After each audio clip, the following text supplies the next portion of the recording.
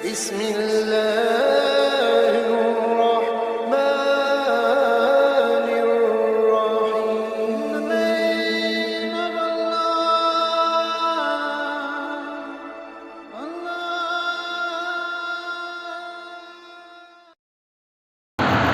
الحمد لله رب العالمين، والصلاة والسلام على سيد الأنبياء والمرسلين. أما بعد فأعوذ بالله من الشيطان الرجيم. بسم الله الرحمن الرحيم. ويسألونك عن المحيض قل هو أذى فاعتزلوا النساء في المحيض ولا تقربوهن حتى يطهرن فإذا تطهرن فأتوهن من حيث أمركم الله إن الله يحب التوابين ويحب المتطهرين. نساؤكم حق لكم فأتوا حقكم أنى شئتم وقدموا لأنفسكم واتقوا الله واعلموا أنكم ملاقوه وبشر المؤمنين. ولا تجعلوا الله عرضة لأيمانكم أن تبروا وتتقوا وتصلحوا بين الناس والله سميع عليم. اور یہ لوگ آپ سے حالت حیض میں ہم بستری کے متعلق دریافت کرتے ہیں تو آپ کہہ دیجئے کہ وہ مضرت کی چیز ہے اور گندگی ہے، لہذا تم لوگ ایام حیض میں عورتوں سے دور رہو اور ان سے قربت نہ حاصل کرو یہاں تک کہ وہ پاک ہو جائیں. پھر جب وہ پاک ہو جائیں تو تم ان سے اس طریقے پر ملو جیسا کہ اللہ رب العزت نے تم کو حکم دیا ہے. بے شک اللہ رب العزت توبہ کرنے والوں کو اور پاکیزہ رہنے والوں کو پسند فرماتے ہیں. تمہاری بیویاں تمہارے لیے کھیتیوں کے مانند ہیں، تم اپنے کھیتیوں میں آؤ جیسے چاہو اور اپنے لیے اعمال آگے بھیج دیا کرو اور اللہ سے ڈرو اور جان لو کہ تم اس سے ملنے والے ہو. اور اے نبی آپ ایمان والوں کو بشارت سنا دیجیے جنت کی. اور تم اللہ کے نام کو آڑ نہ بناؤ اپنی قسموں کے لیے کہ تم کوئی نیکی کرو یا تقوی کے کام کرو یا لوگوں کے درمیان اصلاح کا کام کرو. اور اللہ رب العزت ہر بات کو سننے والے اور ہر عمل کو جاننے والے ہیں.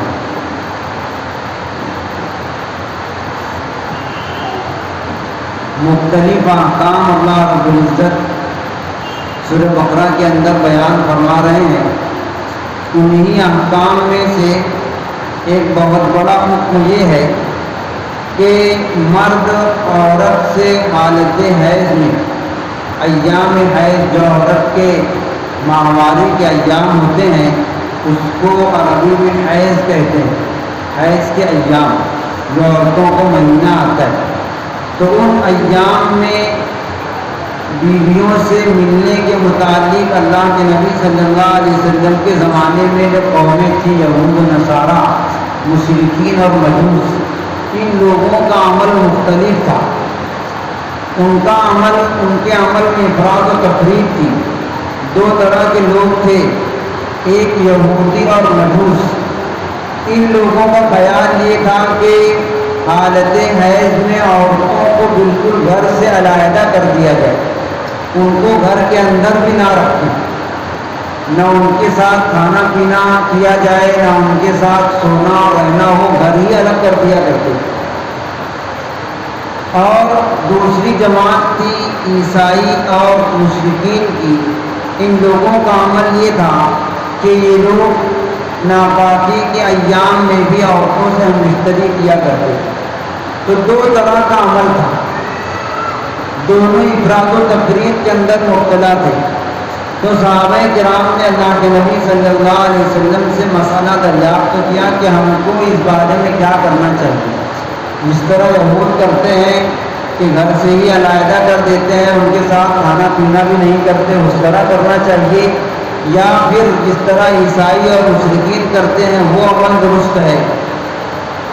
تو اللہ رب العزت نے درمیان کا حکم نازل فرمایا کہ نہ یہودیوں کی طرح کرو کہ ان ایام میں عورتوں کو بالکل الگ کر دو، اور نہ عیسائیوں کی طرح کرو کہ ان ایام میں ان کے ساتھ مجامعات کرو.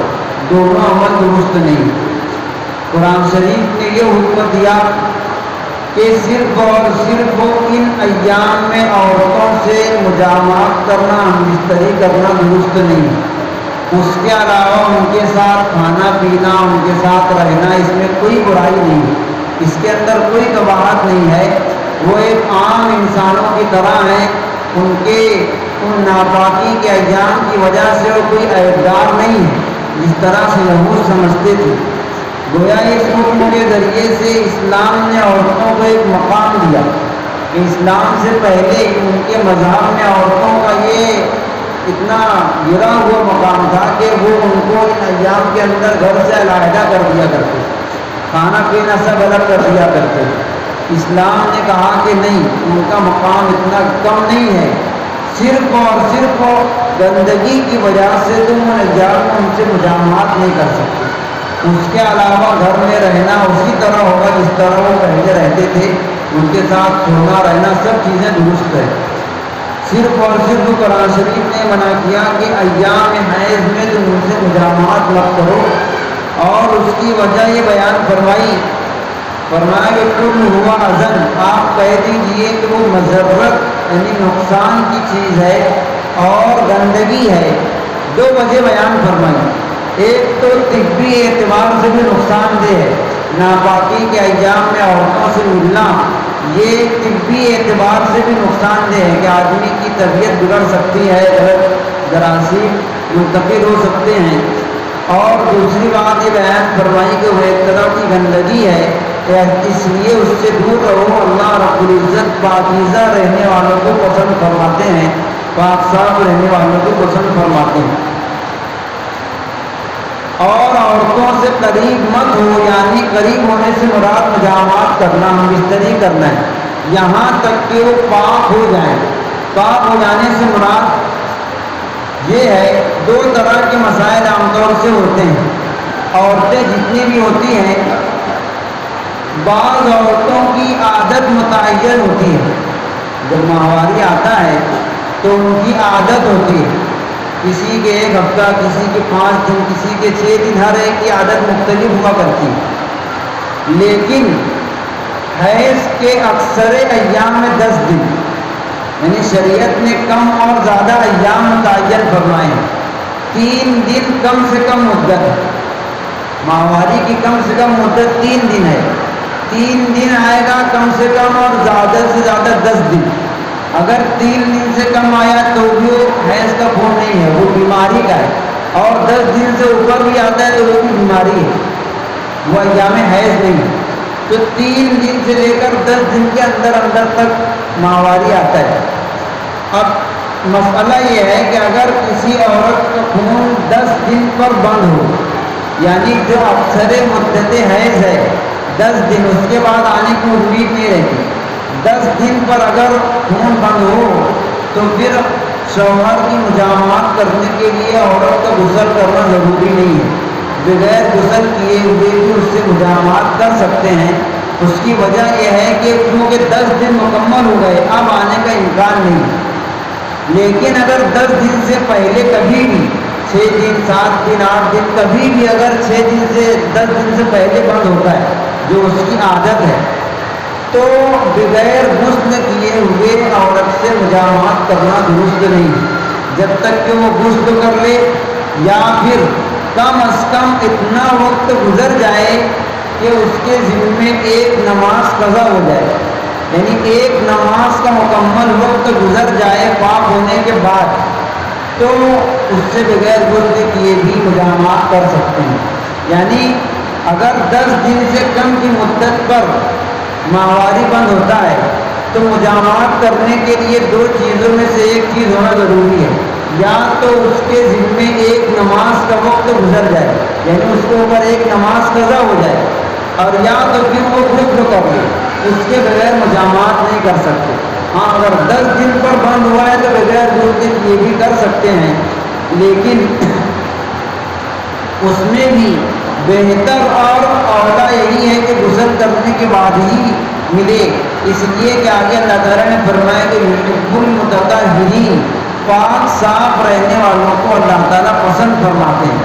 تو بہتر اور مستحب یہ ہے کہ چاہے 10 دن پر ہی بند ہوا ہو لیکن تب بھی مجامعات کرنے کے لیے غسل کر لے۔ اور پھر اللہ رب العزت نے ارشاد فرمایا کہ توبہ کرنے والوں کو پسند فرماتے ہیں۔ اس کا مطلب یہ ہے کہ غلطی سے اگر کبھی انسان غلطی کر بیٹھے، جن ایام میں مجامعات کرنا منع تھا ان ایام کے اندر اگر غلطی سے مجامعات کر لے تو توبہ کر کے اللہ رب العزت معاف کر دے گے۔ اللہ تعالیٰ معافی مانگنے والوں کو پسند فرماتے ہیں۔ اس کے اندر ایک مسئلہ یہ ہے کہ حالت حیض میں، ایام حیض میں کتنے بدن کے کتنے حصے سے استنجاء اور فائدہ اٹھانا درست نہیں ہے۔ جمہور فقہا کے یہاں پر مسئلہ یہ ہے کہ گردنے سے لے کر ناک تک، اپنی بیوی کے گردنے سے لے کر ناک تک کے بغیر کپڑے کے ہاتھ لگانا درست نہیں ہے۔ ناک سے لے کر گھٹنے تک کا جو حصہ ہے اس حصے کو بغیر کپڑے کے آڑ کے ہاتھ نہیں لگا سکتے، اس لیے کہ ممکن ہے کہ آدمی گناہ کے اندر پڑ جائے، اس لیے اتنے حصے سے منع کیا گیا ہے۔ اس کے علاوہ بدن کے دیگر حصے پر ہاتھ لگانا درست ہے۔ اس کے آگے والی آیت تمہاری اور بیویاں تمہارے لیے کھیتیوں کے مانند ہیں، اس آیت کے اندر اللہ رب العزت نے عورتوں سے مجامعہ آدمی کس طرح کر سکتا ہے اس کا حکم بیان کیا ہے۔ چونکہ اللہ رب العزت ہر حکم کو واضح فرماتے ہیں، یہ شریعت اسلامیہ کا خاصہ ہے کہ اس میں کسی بھی بات کو مخفی نہیں رکھا گیا۔ آدمی کے استنجا کرنے سے لے کر کے اس کی نجی زندگی تک کے تمام مسائل اللہ رب العزت بیان فرماتے ہیں۔ اس آیت کا شان نزول یہ ہے کہ اللہ کے نبی صلی اللہ علیہ وسلم کے زمانے میں یہودیوں کا ایک غلط نظریہ تھا۔ یہودیوں کا غلط نظریہ یہ تھا کہ اگر کوئی شخص اپنی بیوی سے پشت کی طرف سے آگے کی راہ میں مجامعات کرے، یعنی جس جگہ ہم بستری کرنے کا مقام ہے اسی جگہ کرے لیکن پشت کی طرف سے کرے تو بچہ کانا پیدا ہوگا۔ یہ یہودیوں کی سوچ تھی اور وہ اپنے نظریے میں سمجھتے تھے کہ چاہے آگے کی ہی راہ میں ہم بستری کرے لیکن پشت کی طرف سے کرے تو یہ حرام ہے۔ تو اللہ رب العزت نے حکم نازل فرمایا، اس طرح اللہ رب العزت نے کہا کہ تمہاری بیویاں تمہارے لیے کھیتی کے مانند ہیں۔ کھیتی کے مانند مثال اس لیے دی کہ آدمی کا اپنا جیسے زمین میں کھیت ہوتا ہے تو اس کے لیے کھیتی کے کسی طرف سے آنے میں پابندی نہیں ہوتی، تو اللہ رب العزت نے اس کو اس طرح سمجھایا کہ تمہاری بیویاں بھی کھیتیوں کے مانند ہیں، تم ہم بستری آگے کے ہی راستے میں کرو لیکن جس طرف سے بھی چاہو آ سکتے ہو، چاہے تم کروٹ سے کرو یا آگے سے کرو یا پشت کی طرف سے، اس میں کوئی ممانعت نہیں ہے۔ یہ یہودیوں کی اپنی سوچ ہے، اس لیے فرمائیں کہ تم اپنی کھیتی میں یعنی اپنی بیویوں کے پاس جیسے چاہو ویسے آ سکتے ہو، اس میں کوئی خاص طریقہ نہیں ہے۔ لیکن حدیث شریف میں وضاحت فرما دی گئی کہ اتنا یاد رکھو کہ آگے کے راستے میں ہی ہم بستری کر سکتے ہیں، اس کے علاوہ حرام ہے۔ اس کے علاوہ کسی اور جگہ پر اپنی شہوت پوری کرنا درست نہیں ہے۔ بعض لوگ اس میں یہ سمجھتے ہیں کہ اگر کسی نے آگے کی راہ کے علاوہ میں ہم مستری کر لی تو اس کا نکاح ٹوٹ جائے گا۔ عوام کے اندر اس طرح کی بات مشہور ہے، اس کے تعلق سے یاد رکھنا چاہیے کہ وہ حرام ہے۔ آگے کے رام کے علاوہ کہیں اور پر ہم مستری کرنا حرام ہے، لیکن اس سے نکاح نہیں ٹوٹے گا، نکاح حلالی ہی باقی رہے گا۔ البتہ وہ ایک غلط کام ہے، گناہ کی چیز ہے، حرام کام ہے، اس سے بچنا چاہیے۔